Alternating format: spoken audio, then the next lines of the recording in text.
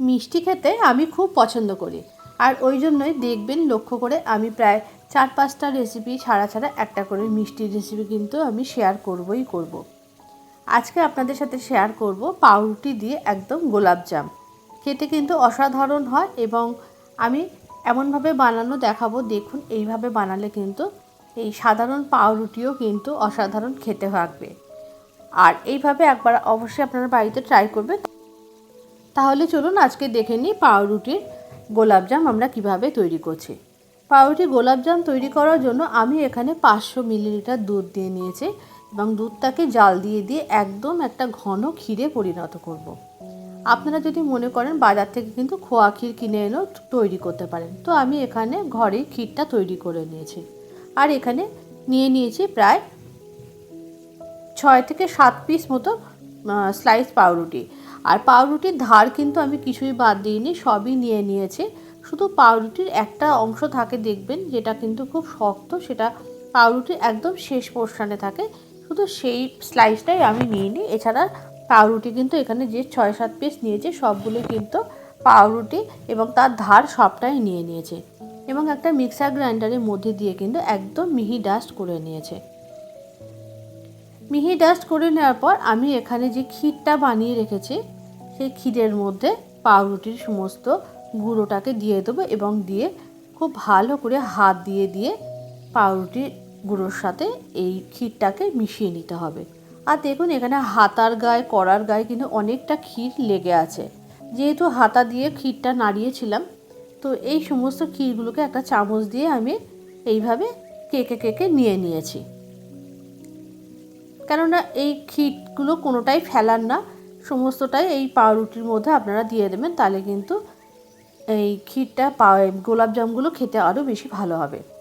এর মধ্যে দিয়ে দিয়েছে 1 চামচ ঘি। ঘি দিলে বেশ একটা শাহি ব্যাপার আসে। এরপরে পাউরুটিটার সাথে এবং এই ক্ষীরের সাথে খুব ভালো করে হাত দিয়ে চেপে চেপে মেখে নিতে হবে।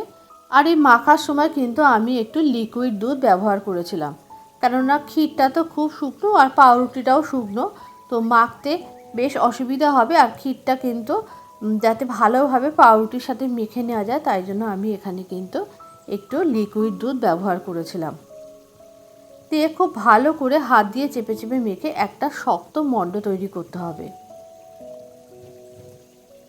খুব বেশি পাতলা তৈরি করবেন না, তাহলে কিন্তু পাউরুটির যে বলগুলো পরে তৈরি করব সেগুলো কিন্তু কড়াতে দিলে ফেটে যাবে। একটু শক্ত শক্ত করে মাখতে হবে। মেখে একটা ডো তৈরি করে নিতে হবে। আপনারা এইভাবে পাউরুটি দিয়ে একবার বাড়িতে এই গোলাপজাম মিষ্টিটা তৈরি করে দেখবেন, খেতে কিন্তু ভীষণ ভালো হয়। আর ঘরে থাকা সমস্ত উপকরণ দিয়ে কিন্তু খুব সহজে বানিয়ে নেওয়া যায়। এরপরে আমি একটা প্লেটে ট্রান্সফার করে নিয়েছি। নেওয়ার পর হাতে একটু ঘি লাগিয়ে নিয়েছি এবং ছোট ছোট আমি এখানে গোলাপজামের আকারে গড়ে নিয়েছি।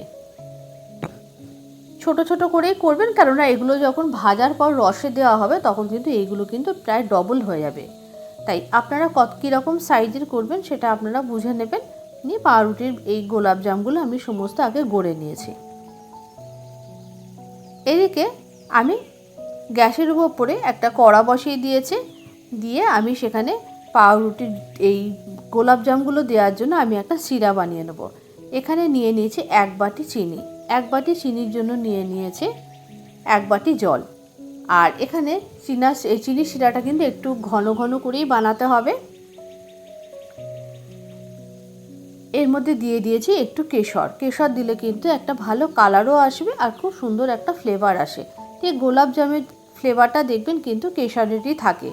সেই কেশরটা দিয়ে দিলে কিন্তু এখানে সুন্দর একটা ফ্লেভার তৈরি হবে। আর এর মধ্যে দিয়ে দিয়েছিলাম 1 চামচ ঘি, একটু শাহি ব্যাপার আসবে। তাহলে খুব ভালো করে চিনির শিরাটাকে ফুটিয়ে একটু ঘন করে রেডি করে রাখতে হবে। ঢাকনা চাপা দিয়ে একটু গরম গরম করেই রাখতে হবে।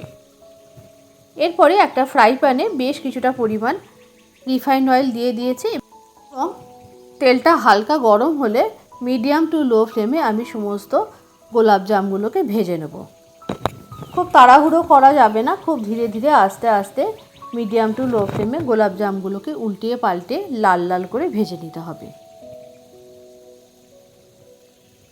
সব সময় বাজার থেকে হয়তো মিষ্টি কিনে এনে খাওয়া যায় না, কিন্তু ঘরে যদি এরকম চটজলদি মিষ্টিগুলোকে বানিয়ে নেওয়া যায় তাহলে কিন্তু আর বাজারে কেনা মিষ্টি সব সময় কিনে খেতে হবে এরকম কোনো ব্যাপার না।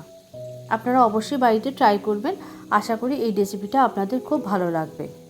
আর এরপরে আমি আপনাদের সাথে একদিন শেয়ার করব ক্ষীর দিয়ে এবং পনির দিয়ে গোলাপজামের একটা রেসিপি।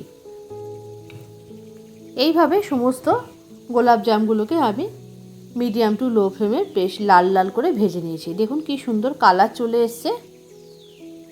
এবারে সমস্ত গোলাপজামগুলোকে আমি একটা প্লেটের মধ্যে তুলে নিয়েছি। এই ক্ষীর দিয়ে মাখার জন্য গোলাপজামগুলো কিন্তু অসাধারণ টেস্ট হয়। এদিকে চিনি শিরাটা বেশ গরম থাকা অবস্থাতেই তার মধ্যে কিন্তু এই গোলাপজামগুলোকে একে একে দিয়ে দিতে হবে। চিনি শিরাটা যদি দেখেন ঠান্ডা হয়ে গেছে তাহলে হালকা করে একটু গরম করে নেবেন। দেওয়ার পর এই গোলাপজামগুলো এর মধ্যে দিয়ে প্রায় 2 থেকে 3 ঘন্টা আমি রেখে দিয়েছিলাম। দেখুন গোলাপজামগুলো কিন্তু ফুলে একেবারে ডবল হয়ে গেছে। এরপরে গোলাপজামগুলোকে আমি একটা প্লেটের মধ্যে সার্ভ করে নিয়েছি। একদম নরম তুলতুলে এবং ভীষণ রসালো হয়েছিল এই গোলাপজামটা। আপনারা অবশ্যই বাড়িতে ট্রাই করবেন। আশা করি আপনাদের খুব ভালো লাগবে। আজকের রেসিপিটা আপনাদের কেমন লাগলো অবশ্যই একটু কমেন্ট করে জানাবেন। যদি ভালো লেগে থাকে অবশ্যই একটু লাইক করে বন্ধুদের মধ্যে শেয়ার করে দেবেন। এই 6-7 পিস পাউরুটির টুকরো দিয়ে কিন্তু প্রায় 10 থেকে 15টা এখানে গোলাপজাম কিন্তু তৈরি হয়ে গেছে এবং গোলাপজামগুলো কিন্তু একেবারেই ছোটো না, যথেষ্ট প্রমাণ সাইজেরই গোলাপজামগুলো সাইজ হয়েছিল।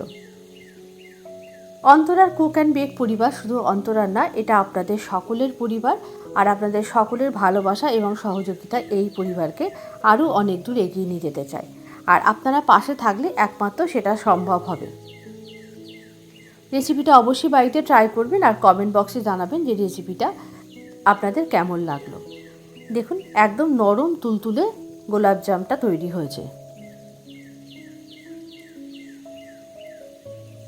আজকের রেসিপিটি এই পর্যন্ত। আবারও দেখা হবে পরবর্তী ভিডিওতে আর একটা নতুন কোনো রেসিপির সাথে। আপনারা সবাই ভালো থাকবেন, সুস্থ থাকবেন। আজকের ভিডিওটি এই পর্যন্ত। আবারও দেখা হচ্ছে পরবর্তী ভিডিওতে।